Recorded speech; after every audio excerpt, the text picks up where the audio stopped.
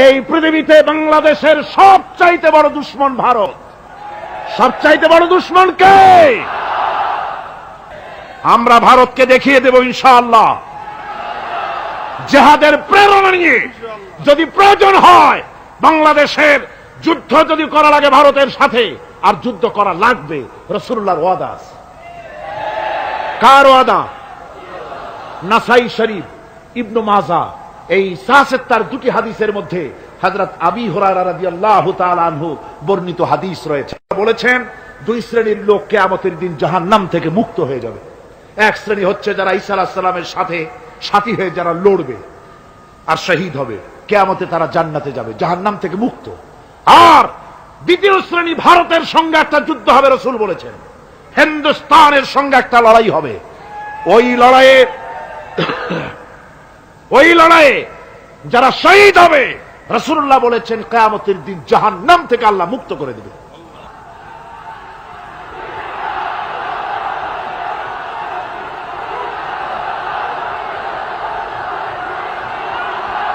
আমার মুসলমান ভাইয়েরা,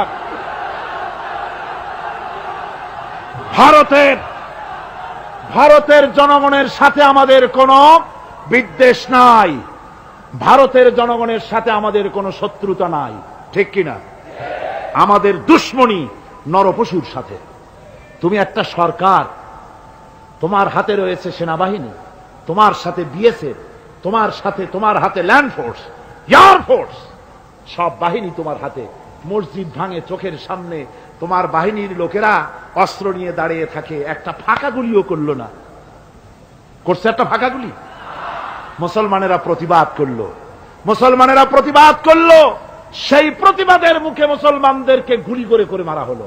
কারফিউ দিয়ে পুলিশেরা মুসলমানদের ঘরে ঢুকে মুসলমানদেরকে বের করে এনে বেয়নেট চার্জ করে শহীদ করে দিয়েছে। দিল্লি, মিরাট, থামো। দিল্লিতে, মিরাটে, কলকাতায়, বোম্বে, মাদ্রাস, গোটা ভারতে সাম্প্রদায়িক দাঙ্গা দিয়ে ডুবিয়ে ফেলেছে। মুসলমানেরা আজকে সেখানে এতিম অবস্থায় পড়ে আছে। সেই লড়াই ভারতের সাথে আমাদের হবে। ওই লড়াই যেদিন বাঁধবে, বাংলাদেশের সেনাবাহিনী, air force, land force, police শুধু এরাই যুদ্ধ করবে না, বাংলাদেশের 12 কোটি তৌহিদি জনতা শহীদ তিতুমীরের বাস হাতে নিয়ে ভারতকে পিটিয়ে ঠান্ডা করবে ইনশাআল্লাহ।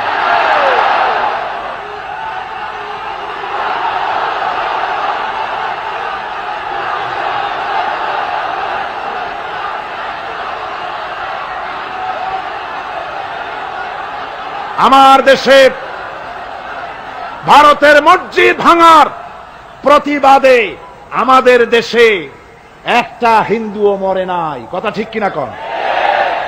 কিন্তু ভারতে ভেঙেছে তারা বাবরি মসজিদ, আমার দেশের 15 জন মুসলমান পুলিশের গুলিতে নিহত হয়েছে। আমার দেশে হিন্দু মরে নাই, তোমরা আমার দেশে সেখানে আমার মুসলমান মেরেছ।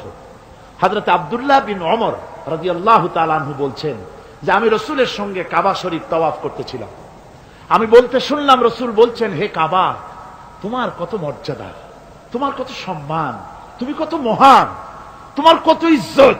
তবে কাবা শুনে রেখো, আল্লাহ রাব্বুল আলামিনের একটা মুমিন বান্দার যে মর্যাদা, তোমার মর্যাদা যত হোক একটা মুমিনের চাইতে নিশ্চয়ই বেশি নয়। তোমরা মসজিদ ভেঙেছো আর আল্লাহর মুমিন বান্দাদেরকে ভেঙেছো। ভারত সরকার শুনে রাখো, মসজিদ ভাঙো নাই, তকদির ভেঙেছো।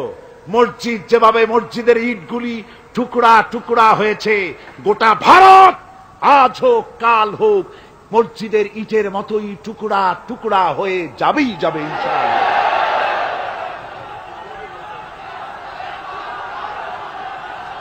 তবে আমার দেশের মুসলমানদেরকে মনে রাখতে হবে, আমরা প্রতিশোধের নীতিতে বিশ্বাস করি না। ভারতের বাবরি মসজিদ ভাঙার ব্যাপারে বাংলাদেশের কোন হিন্দু দায়ী নয়, কথা বুঝতে পেরেছেন? আমরা একজনের অপরাধের শাস্তি আর একজনকে দেই না। বাংলাদেশের কোন হিন্দু ওই ঘটনার জন্য দায়ী নয়। আমাদের দেশে মন্দির 2-4টা ভেঙেছে, আমরা খবর নিয়েছি, এই মন্দিরগুলি মুসলমানেরা ভাঙে না, এই মন্দিরগুলি ভারতের এজেন্টদের উস্কানিতে হিন্দুরা নিজেরা ভেঙেছে, মুসলমানেরা ভাঙে না। ভারতীয় দালালেরা বাংলাদেশের সারা পৃথিবীতে সাম্প্রদায়িক সম্প্রীতির ভাব মূর্তিকে ক্ষুণ্ণ করার জন্য এই কাজ তারা করেছে। নরসিংদীতে, আরে মিয়া থামো না, নরসিংদীতে সেখানে দেখা গেছে গভীর রাত্রে কাপড়ের দোকানদার হিন্দু ঘরের সমস্ত কাপড় চোপড় সরাইয়া নিজের দোকানে আগুন দিতে গিয়েছে, পুলিশ তখন তারে ধরেছে। ভারতের 5 গোলামেরা হিন্দুদের দিয়ে এই কাজগুলি করাইছে, কোন মুসলমান মন্দির ভাঙে নাই। বাংলাদেশ গোটা বিশ্বের বুকে সাম্প্রদায়িক সম্প্রীতির সহস্র বছরের উজ্জ্বল দৃষ্টান্ত। আলহামদুলিল্লাহ পড়ে। তার কারণ হচ্ছে আল্লাহর নবী বলেছেন সংখ্যালঘু মুসলিম এলাকায়, সংখ্যাগরিষ্ঠ মুসলিম এলাকায় সংখ্যালঘু অমুসলিম যারা, তারা হতেছে পবিত্র আমানত।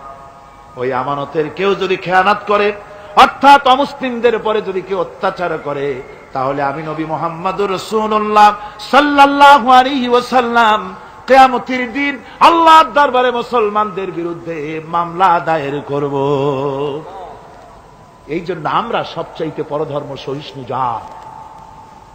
আমার ভাইয়েরা ভালো করে মনে রাখুন, ভারতের বাবরি মসজিদ সহ এখন তারা আরো অন্যান্য মসজিদও ভাঙ্গা শুরু করবে, প্ল্যান নিয়েছে, ভাঙতেছে। তাজমহলকেও তারা ভাঙবে, অন্যান্য মসজিদও ভাঙবার পরিকল্পনা নিয়েছে। ওরা যদি মসজিদ একটা একটা ভাঙতে ভাঙতে, আল্লাহ না করুন, সবগুলিও যদি ভাঙে, বাংলাদেশের একটা মন্দিরকে আমরা ভাঙতে দেব না। এর নাম ইসলাম। এর নাম কি? ভারতের সাম্প্রদায়িক দাঙ্গা বাঁধিয়ে মুসলমান একটা একটা করে করে সব মুসলমানও যদি তারা মেরে ফেলে দেয়, আল্লাহর কসম, বাংলাদেশের একটা অমুসলিমের গায়ে আমরা হাত দিতে দেব না। এর নাম ইসলাম। এর নাম কি? আপনারা যদি কখনো শোনেন যে কোন এলাকার কোন লোক মন্দির ভাঙতে যাচ্ছে অথবা হিন্দুর বাড়ি আক্রমণ করতে যাচ্ছে, সাথে সাথে তাকে ধরে থানায় সোপর্দ করবেন। রাজি আছেন? কারা রাজি? হাত উঁচু করে দেখান। আলহামদুলিল্লাহ, হাত নামান। এই সাম্প্রদায়িক সম্প্রীতি বাংলাদেশে অতীতে ছিল, এখনো থাকবে ইনশাআল্লাহ, ভবিষ্যতেও থাকবে ইনশাআল্লাহ। বলেন ইনশাআল্লাহ। আমাদের শত্রু, আমি বারবার বলছি, হিন্দুরা শত্রু নয়, শত্রু হচ্ছে ভারতীয় এজেন্ট যারা, ভারতের দালাল যারা, ওরা আমাদের দুশমন। ঠিক কিনা? তারা বাংলাদেশের স্বপ্ন এখানে বসে দেখে, পত্রপত্রিকার মাধ্যমে, টিভির মাধ্যমে হাজারো প্রচেষ্টা তারা চালিয়ে যাচ্ছে ইসলামের বিরুদ্ধে। সুতরাং ইসলামকে জমিনে টিকিয়ে রাখার জন্য চাই সংগ্রাম। তাই আল্লাহ রাব্বুল আলামিন বলেছেন, وَتُجَاهِدُونَ فِي سَبِيلِ اللَّهِ بِأَمْوَالِكُمْ وَأَنفُسِكُمْ ذَلِكُمْ خَيْرٌ لَكُمْ إِن كُنتُمْ تَعْلَمُونَ। আল্লাহ পাক বলেন, আমার রাস্তায় জিহাদ করো, জান দাও, মাল দাও, জান দাও, জিহাদ করো, এটাই হলো উত্তম কাজ। যদি তোমরা ইসলাম বুঝে থাকো, এটাই তোমাদের জন্য কল্যাণকর। আগে বলেছেন মালের কথা, পরে জানের কথা। আগে কোনটা? মাল, পরে জান। যেহেতু আমরা জানের চাইতে মালের মহব্বত করি বসি, ঠিক কিনা? তো মালের মহব্বত করি বেশি, আমরা কথায় কথায় বলি, আরে ভাই দরকার যদি হয় জানটা দিয়ে দিব, আর জান যদি দিয়েই দেন তো মালটা তো থেকেই গেল। এই জন্য আল্লাহ বলেছেন মাল আগে দাও, তারপরে জান দাও। আমরা খুব চালাক, আমরা জান দিতে প্রস্তুত, মাল দিতে প্রস্তুত নই।